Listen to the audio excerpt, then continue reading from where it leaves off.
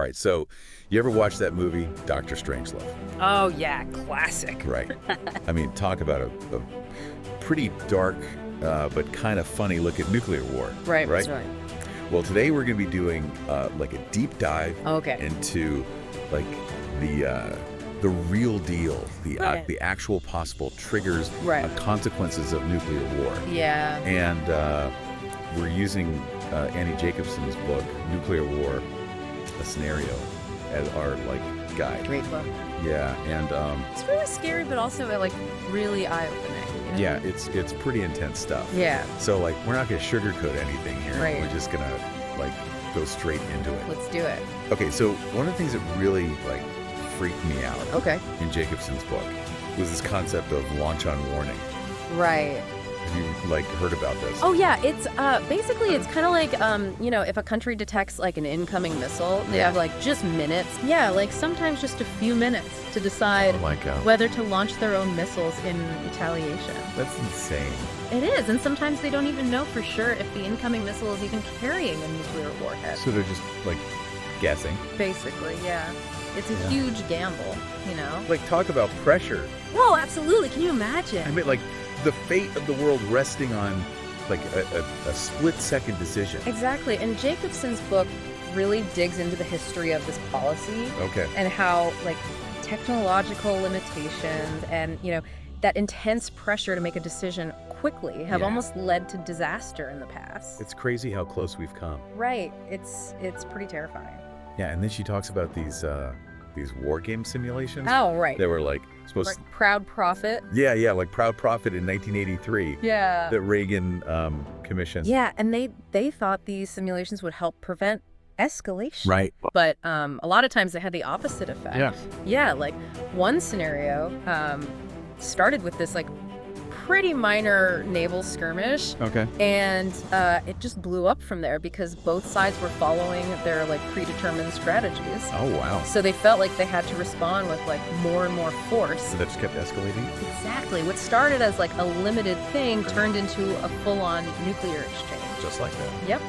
And the people who participated in these simulations, like, they were really shaken up by it. Yeah, I bet. Because they realized, like, how easily things could, you know... go wrong. Yeah, how easily a miscalculation or misinterpretation could lead to, like, unthinkable consequences. It makes you think, right? Absolutely. Like, even fiction can have this huge impact on reality, you know? Right. Like, Jacobsen talks about Reagan and his reaction to that movie The Day After. Oh, yeah. Which, like, depicted the aftermath of a nuclear attack, and it really messed him up, you know? Yeah, like it made the whole threat of nuclear war way more real for him. Absolutely, and that emotional impact, like, it was a turning point for him, I think. Really? Yeah, he became like a big advocate for arms reduction. Wow. And started like actual talks with the Soviet Union. That's amazing.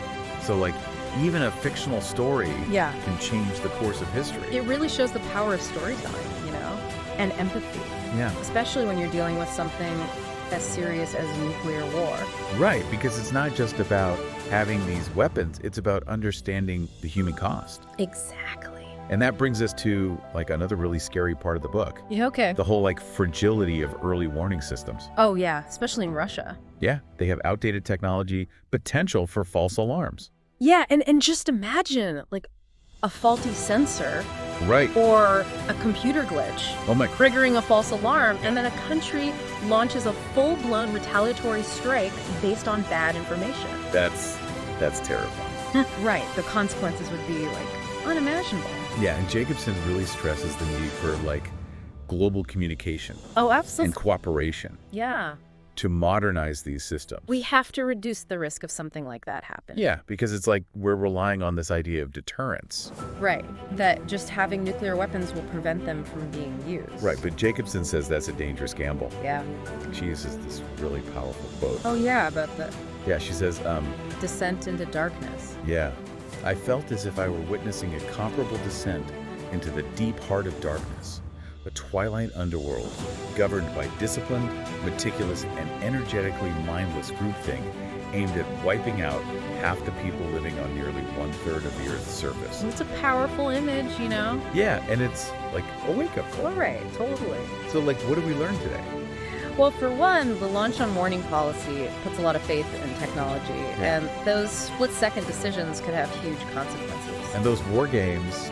Yeah, the war games are... It's just supposed to prevent escalation. Right, but they often show us how easily things can get out of hand. Yeah. And then there's the whole issue of outdated early warning systems. Right, which could lead to a devastating mistake. Exactly. So, like, Jacobsen's book is not just a warning, it's a call to action. Oh, for sure. She wants us to move beyond just deterrence and start talking about disarmament. Yeah, like a real conversation about how to create a safer future. Exactly. And, that brings us to a question for you, the listener. Yeah. Okay. Knowing all this, like, what responsibility do we have as individuals to engage in this conversation? Yeah. And to advocate for a world free from the threat of nuclear war? It's a conversation we all need to be having. Absolutely. So yeah, thanks for bringing this up. Yeah, of course. It's an important topic. It really is. Yeah. And thanks to everyone for listening. We'll see you next time on The Deep Dive. See ya.